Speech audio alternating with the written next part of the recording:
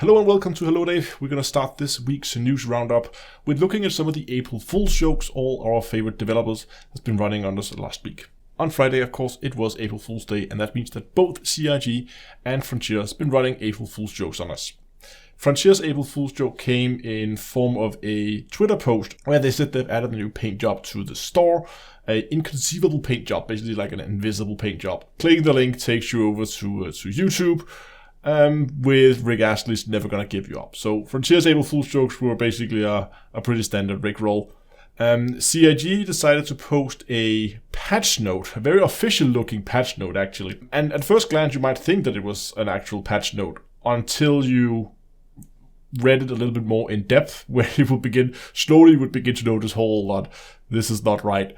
There was some quite funny points in the patch note there. For instance, they had one where it says the trading consoles are now fixed 60% of the time. They work every time. so yeah. Another one was they've said under server-side fixes that they've unfixed 8 server-side crashes. I like that CIG took this opportunity to make a little bit more fun of themselves, because I mean obviously they know a lot of the critique that they're getting and that the game is getting for being underperformant and crashing a lot. We'll more about that in a bit, but yeah, I like that it took them some time to actually sit down and write a full-on patch note, and I think it was a clever April Fool's jokes. Even if you do not play Star Citizen, I think you will find it quite hilarious to read. I'll be linking it in the description below. Now, talking about unstable and underperforming patches, Star Citizen patch 3.17 has hit the PTU Wave 1 right now.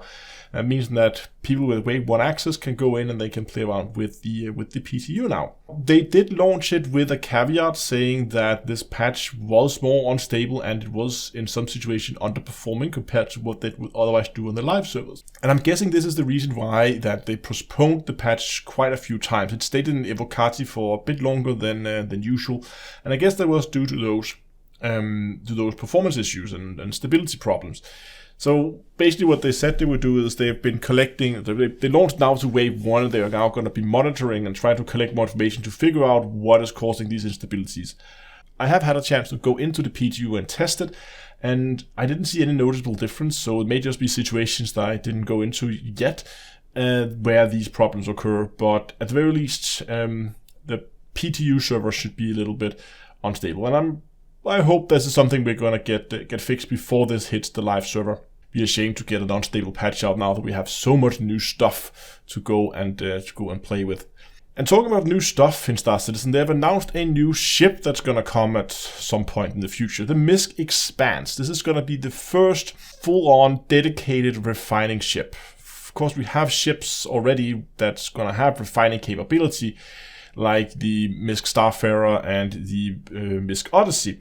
But both of these ships are only able to refine for fuel, so they're basically just refueling ship. The MISC Expanse is going to be the first ship with a full-on refinery. They announced it in the latest Inside Star Citizen, so if you want more info, I recommend you go there.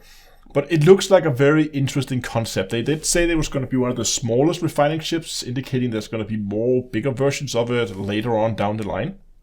I would really like to see a big refining ship with a hangar that could carry 1 or 2 prospectors.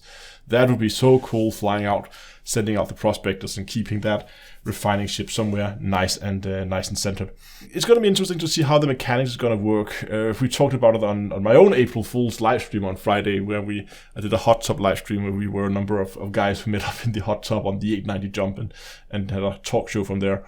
But I do recommend you go and watch the Inside Star Citizen, and it does raise a lot of questions that is still to be answered. But I also think that the full-on refining mechanics is still a bit down the line before we see that in game.